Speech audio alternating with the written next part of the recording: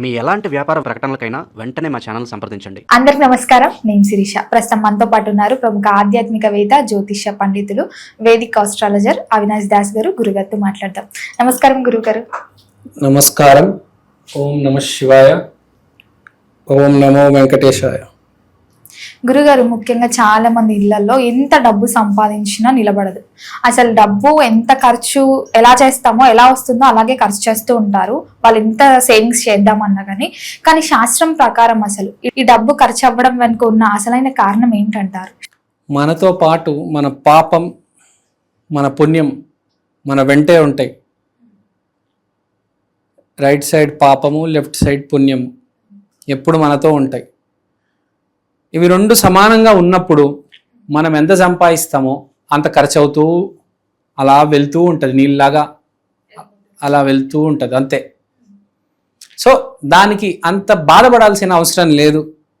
ఉన్న దాంట్లో బతకడం, ఇవాళ సంతోషంగా బతకడం నేర్చుకోవాలి. That is very important. Living in the present, living today. జరగాల్సింది ఎట్లనో జరుగుతుంది. మీ చేతిలో ఏమీ లేదు, మీరు ఏమీ చేయలేరు. రేపు ఏం జరుగుతుందో ఎవ్వరూ చెప్పలేరు. కాబట్టి ఇవాళ బ్రతుకుదాం, ఈ పూట ఈ సెకండ్ బతుకుదాం, బాగా బతుకుదాం. అది టార్గెట్. ఏదో జరిగిపోతుంది ఆందోళన పడిపోదు, జరగాల్సింది జరుగుతుంది, దాన్ని జరగనివ్వండి. అంటే ఇప్పుడు మనం ఈ కాలంలో ఇప్పుడు ఈ ప్రజెంట్ ఇప్పుడు కూడా ఉండాలంటే, లేకపోతే ఒక గంట తర్వాత మనం ఉండాలంటే కూడా, ఏదైనా కొనుక్కోవాలంటే కూడా డబ్బు అవసరం. అవునండి, అవసరమే. మీరు చెప్పింది కరెక్టే, కానీ అది మీ చేతిలో లేదు అంటున్నాను. ద కంట్రోల్ మీ చేతిలో లేదు కదా. ఉంటే బ్రతుకుతారు, లేకపోతే అడ్జస్ట్ అవుతారు. అదే మరి ఉండాలంటే ఏం చేయాలి? అలా ఉండదండి. ఉండాలంటే ఏమి చేయాలి అన్న అలా ఏమి ఇక్కడ మహాభారతంలో కృష్ణుడు భగవద్గీతలో ఏం చెప్పలేదు కదా. నీ ధర్మం నువ్వు పాటించు, జరగాల్సింది జరగనివ్వు, నీ ధర్మం మీద నువ్వు ఉండు, అంతే. That's it. డోంట్ కంట్రోల్ చేసేస్తాను అనేది పెట్టుకోవద్దు. నేను డబ్బు హోల్డ్ చేస్తాను, ఇలా గట్టిగా పట్టుకుంటే ఏమవుతుంది? చేతిలో ఉన్నది కూడా జారిపోతుంది. మట్టి అయినా నీళ్ళైనా జారిపోతుంది కదా. Be happy with what you have, that's it. గురుగారు, శాస్త్రం ప్రకారం అసలు లక్ష్మీ స్విరత్వం అంటే ఏమిటి? లక్ష్మిని అసలు చంచల లక్ష్మి అంటారు. ఉండదు అంటే ఉండేంత కాలం ఉంటుంది, తర్వాత వెళ్ళిపోతుంది. ఉన్నప్పుడు కాపాడుకోవాలంటారా? అసలు మీరు ఏమీ చేయలేరు. ఇప్పుడు ఎప్పుడు మనతో ఉండేది సరస్వతి.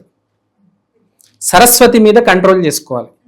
మన సరస్వతిని ఇంప్రూవ్ చేసుకుంటే, ఒక చదువు ఉంది, నాకు ఒక సాఫ్ట్వేర్ జాబ్ ఉంది, లేకపోతే నేను ఒక డాక్టర్ని, లేకపోతే ఏదో ఒక విద్య వచ్చు, దాన్ని ఇంప్రూవ్మెంట్ చేసుకుంటే ఆటోమేటిక్ లక్ష్మి అనేది వస్తుంది. అంతే. మనం సరస్వతి మీద కాన్సన్ట్రేట్ చేయాలి, లక్ష్మి మీద కాన్సన్ట్రేట్ చేయకూడదు. డబ్బు డబ్బు అని సరస్వతి మీద కాన్సన్ట్రేట్ చేయాలి, అంతే. That's it. గురుగారు, ముఖ్యంగా ఏదైనా జరిగినా, ఏదైనా కోల్పోయినా కూడా అంటుంటారు, పూర్వజన్మలో నువ్వేదో పాపం చేసుకున్నావు, అందుకే ఈ జన్మలో ఇలా చేస్తుంది, ఇలా అవుతుంది నీకు అని అంటుంటారు. అది ఎంతవరకు నిజం? 100కి 100% నిజం. మన జీవితంలో 88% కంట్రోల్ చేసేది పాస్ట్ లైఫ్, పోయిన జన్మ. 12% మీ చేతిలో ఉంది. కాబట్టి అంత ఆందోళన పడిపోవద్దు. పోవాల్సింది పోతుంది, ఉండాల్సింది ఉంటుంది, అంతే. Nothing is in our hands. KCR గారు ఎప్పటికీ చీఫ్ మినిస్టర్ అయిపోతారు, ఎప్పటికీ చీఫ్ మినిస్టర్గా ఉంటారు అని అనుకున్నారు అందరూ. కానీ ఏం జరిగింది? అతను కూడా కంట్రోల్ చేయలేకపోయాడు, హీ కుడెంట్ స్టాప్. ఆపుకోలేకపోయాడు, ఓడిపోయాడు కదా.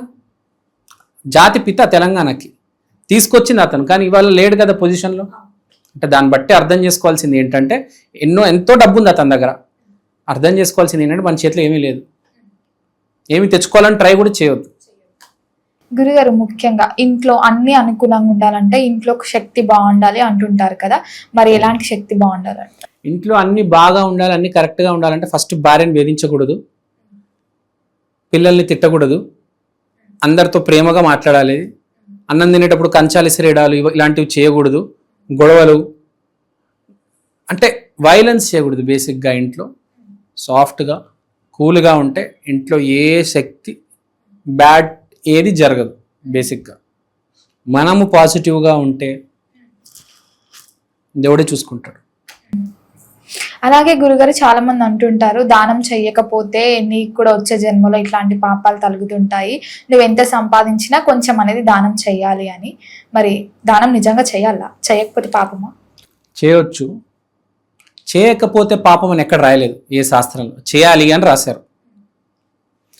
ఎంత చేయాలి మీ ఇష్టం, మీ ఇష్టం, మీ స్తోమత. ఇంకోటి దానం చేసేటప్పుడు ఎవరికి చెప్పకూడదు అంటారు. కాబట్టి ఎంత చేస్తున్నారో మీరు చేయండి, మీకు ఎంత అనిపిస్తుందో అంత చేయండి. అది మోస్ట్ ఇంపార్టెంట్. దానం చేసేటప్పుడు గుర్తుపెట్టుకోవాల్సింది అవసరం ఉన్నవాడికి ఇవ్వాలి. అవసరం లేనివాడు ₹1,00,00,000 ఇచ్చినా వేస్ట్. అవసరం ఉన్నవాడికి ₹100 ఇచ్చినా అది వాడికి చాలా హెల్ప్ అవుతుంది. 10 రోజుల నుంచి అన్నం తినలేదు, వాడికి ఒక పూట అన్నం పెడితే అసలు అది చాలా పెద్ద హెల్ప్ అవుతుంది కదా. బాగా 1,00,00,000 కోట్లు ఉన్నవాడికి నేను ₹1,00,00,000 ఇస్తాడికి ఏమి తేడా ఏం పడదు. సో ఎక్కడ చేస్తున్నాం, ఎవరికి చేస్తున్నాం అనేది చాలా ఇంపార్టెంట్. ₹100 చేస్తున్నామా, ₹1,00,000 చేస్తున్నాం అనేది కాదు. ఎవరికి చేస్తున్నాం, ఎవరికి అవసరం ఉంది చూడాలి. అది చాలా తెలివితేటలు వాడి చేయాలి. అది అన్నదానం చేసేస్తున్నాము గుళ్ళలో, వచ్చేటోడు ఎవడొస్తాడు తెలుసా? ఆడ ఆల్రెడీ 3 చోట్ల తినేసి వచ్చి ఉంటాడు, ఇక్కడ 4సారి తింటూ ఉంటాడు. వాడికి మీరు పెట్టినా పెట్టకపోయినా ఏమొస్తారు, పొట్టొస్తుంది ఆడికి అంతే. అంటే తెలియదు కదా గురుగారు, అదే చెప్తున్నా. తినేసి వచ్చాడని. అదే చెప్తున్నా, కొంచెం తెలుసుకొని చూసి గమనించి హెల్ప్ చేయాలి. ఇప్పుడు ముఖ్యంగా గురుగారు, మరి డబ్బు నిలవాలంటే కూడా, ఇప్పుడు మనం డబ్బు గురించే మాట్లాడుకుంటున్నాం కాబట్టి, డబ్బు నిలవాలంటే ఎలాంటి అలవాట్లు చేసుకుంటే బాగుంటుంది అంటారు? డబ్బు నిలవాలంటే ఒకటి, మంచి పని చేసుంటే డబ్బు నిలుస్తుంది. నిలవడం కూడా కాదు, కట్టల స్టాక్లో ఉంటుంది.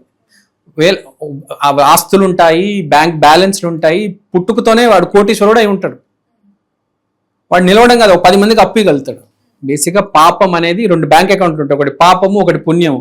పుణ్యం ఎప్పుడు నిండుగా ఉండాలి. చూసారా, నిజం చెప్పాను. పాపం నిండుగా పెట్టుకుంటారు జనాలు, పుణ్యం బ్యాంక్ అకౌంట్లు అస్సలు మైనస్ బ్యాలెన్స్, 0 బ్యాలెన్స్ ఉంటుంది జనాలకి.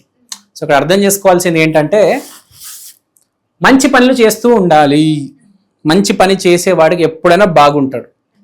గురుగారు, ముఖ్యంగా మరి ఇంట్లో ప్రశాంతత ఉండాలన్నా, మానసికంగా చాలా మంది బయట ఎంత సఫర్ అయినా ఇంటికి రాగానే ప్రశాంతత ఉండాలని కోరుకుంటుంటారు కదా. మరి ఇంట్లో ఎలాంటి అలవాట్లు ఉంటే బాగుంటుంది అంటారు? మీరు బయట సంతోషంగా ఉంచితే మీ భార్య మిమ్మల్ని ఇంట్లో సంతోషంగా ఉంచుతుంది. గుర్తుపెట్టుకోండి. Everything is your wife is your reflection అంటారు కదా. Your partner is your reflection of your self.